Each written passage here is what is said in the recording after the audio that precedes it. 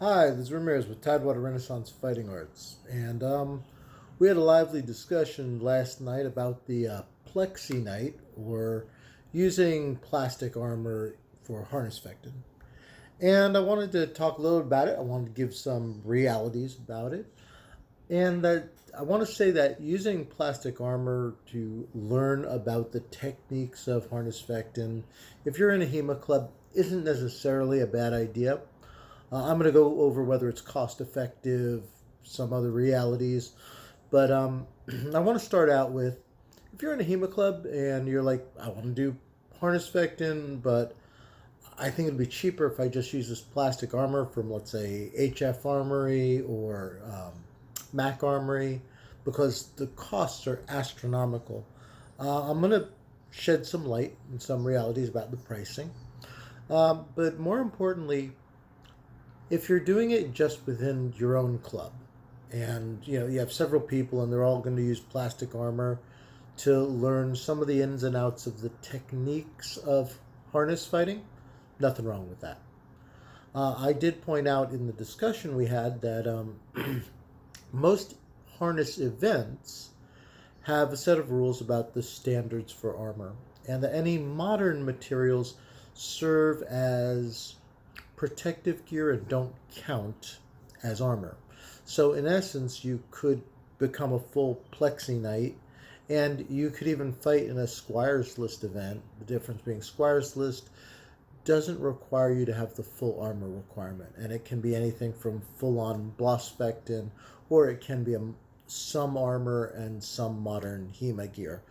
And just to make sure that you're safe, that you're protected. And usually they have a limited amount of weapons you can use because they want you to be safe.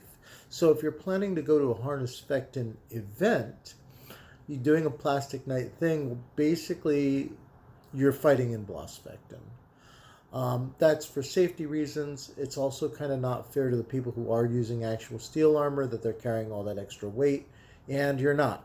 So if you're planning to go to a deed of arms, something like that, you might be able to enter your kit in a Squire's List event or even in a Blospectin event and be able to use it without issue. But it will not be allowed in a Knight's List event where basically it'd be like you walking in without wearing armor. You can say, hey, that sucks, but that's also, once again, it's not fair to those dealing with the weight and constraint restrictions that actual steel armor provides you. From here, let's go into some numbers. Now, I have some quotes here that I did based off of my own research onto HF Armory and MacCZ. Um, and so I'm going to give you some quotes. And then I went on to Cult of Athena and Medieval Collectibles to do a munitions grade armor kit. So these armor kits should include, the quotes are going to include a helmet, chest protection, arm protection, hand protection, leg protection, including greaves.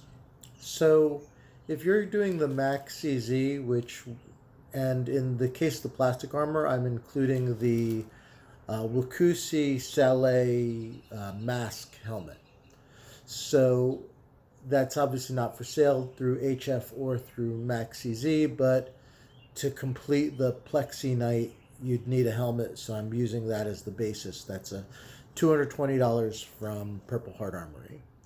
For Mac CZ, the plastic armor in and of itself, so you're talking the Globos chest protector, the shoulder, elbow, and forearm protectors, the gauntlets, the greaves, and then there is a knee and lower leg protector. I'm going to point out that in the Max CZ there's no cuisse. A cuisse is the upper leg, so where your thigh is, there is no thigh protector that Max CZ sells. To get all of that, and this is, I'm not including shipping in any of these quotes, and I'm not including any tariffs. So if you're in the US, that's an issue. If you're in Europe, then it's the VAT. I haven't included that in this price quote. But for the Max CZ kit, including the Purple Heart helmet, that would be $1,134. If you went with HF, you would get the creases. They're part of their leg design. And once again, the Purple Heart mask, you're talking about $917. None of this includes a gambeson, which you would need, and a gorget, which you would also need, something to protect the neck. Now, I went on to a basic, either Lord of Battles or some of those, would run you for the gambeson around 140, and then for the basic metal and leather gorget from Purple Heart Armory was 58, and I found that most of the steel ones you could get for munitions grade were about the same thing. So no matter which of those kits you got, the Max CZ or the HF, you're looking at an additional $200 for your gambeson and for your gorget. And this would also be true with the quote I'm going to give you for munitions, because you still need a gorget, you still need a gambeson. For the munitions grade, it came out to $1,124 to have a Globos or a simple breastplate, shoulder protection with rondel, elbow and arm protection, gauntlets, and legs, full legs, so the creases, the knees, and then adding greaves.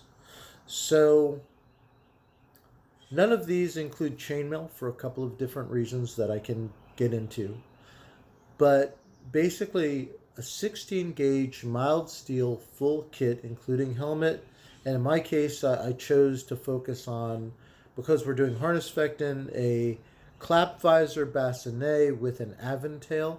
They come separately, so you'd obviously have to attach your own aventail to that. And that was still $100 less than the Max CZ, where you got significantly less protection. Because if you have a chest protector, that's going to come basically to your belly button, and then like just above your knee in terms of leg protection. So that's kind of a huge gap, including your crotch. You know, that you're not having any type of protection without, normally you would have chainmail. As I said, I'll get to that in a moment. And it was only, roughly $200 more than going with the HF Armory plastic armor. So I don't know that the argument that it's a cheaper option to go with plastic and being the Plexi Knight is that much better than going with a munitions grade mild steel armor. Now, granted, this is munitions grade, and there is some play with that number depending on the type of helmet. So I always believe you should have the best protection you can afford, but you could go a little higher. My estimates on a helmet with aventail was roughly $300. You can go slightly higher than that and get some really nice things. You can go slightly less than that and be a little questionable. But because there's so much variation in the steel market, you do have a lot of options to play around with. But that was kind of an average. I was like, if I was recommending it to a friend, someone I liked, I would recommend a little higher gauntlet, something that really protected your hands. I would recommend something that really protected your head. And that's kind of that baseline thing, So when I was looking through the different options, I'm like, what would I want to suggest to someone that I wanted not to get hurt, that I wanted to be safe? Now, you could go cheaper than that and take the appropriate risks, but this was based on my experience with the armor market and what's out there and what's available. When it came to chainmail, it really also, there's a lot of factors. You want either riveted or solid rings and riveted rings. And it also depends on how long you want it. Generally, I recommend to most people like a half arm or half sleeve, because your forearm protectors should protect you for that. You should need chainmail underneath that. Also, and I made this point in our discussion, that the Max CZ armor and I'm sure the HF armor don't account for the extra girth that wearing chainmail is going to put on your body and how it's going to fit. Now, especially with the Max CZ, it's designed as a fairly late period steel armor would be, and there are some of those that they don't use chainmail. Now, in terms of Harnischfechten, that does create certain vulnerabilities. You're absolutely not thrust proof anywhere where you just have gambeson. So underneath your arms, you need to make sure that when you get a gambeson, it can't be one with attached sleeves. They have to be all sewn in one piece so that underarm shots don't go through that gap. And the quote that I gave for gambesons was gambesons that had this all sewn, all one piece in the armpit. But if you're not wearing that and you're wearing a globus and you don't have any chainmail, if someone stabs you below there in your gambeson, you're basically dead. That's not a very, very protective situation. But if you want to be able to go, okay, well, I can practice with my friends with certain weapons, because obviously some of the pole weapons, things like that, can be very dangerous without the full metal armor and proper chainmail. But other things, I've fought in Squires tournaments where they have really like foam heads on the, or really long rubber heads on the spears, and they fought with them. I fought with them and really didn't have a problem. So can you do it? Can you be a Plexi Knight if that's what you're thinking about? Sure. Just understand, if you're going to harness events, deed of arms, it's not going to count for anything. So you're kind of paying a lot of money to not be able to participate in the greater Harnischfechten community. And also in terms of cost, if you're thinking, well, I've heard rumors that, good armor costs thousands and thousands of dollars. This is not something that I can do. It's actually not that bad. And you anyone who learns anything, even regular HEMA, I tell people, look, they come into our club, we start them out with nylon trainers, and we say, you work up to getting your gear. You learn how to fight. And while you do that, you get the gear, and by the time you're ready to actually fight someone, you've got gear. So in the same way with armored fighting, you can learn to squire. Squiring, helping people put on armor. It's not all the other stuff. Just helping people put on armor will help you learn how armor works, what kind of armor you want to wear. So that process, and also learning the basic mechanics of poleaxe fighting versus half swording versus spears and dagger fighting. You can learn all this. You can't spar, but you can learn it without the armor on. So as you're building your armor, you learn how to fight. And then once you have all your gear and everything, you can start experimenting with sparring. So it's not that bad. It's not even really, when I look at it, $1,100-$1,200.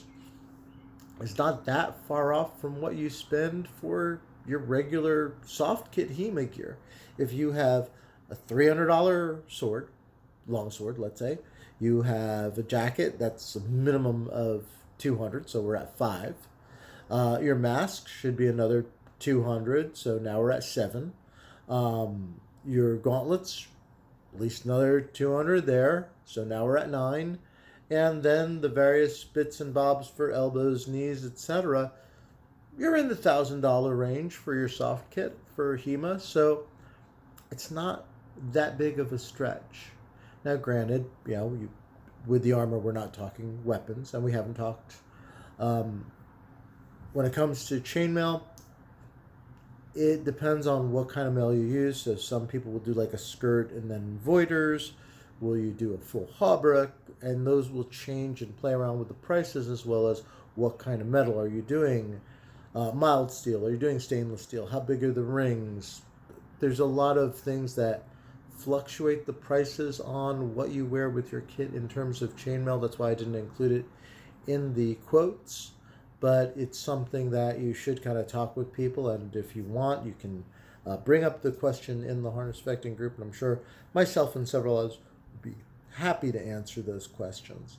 So I hope this gives you a little insight on the costs for steel versus going the Plexi Knight route, the benefits of plastic armor being lighter, being weight is a really big issue, and it really does tire you out.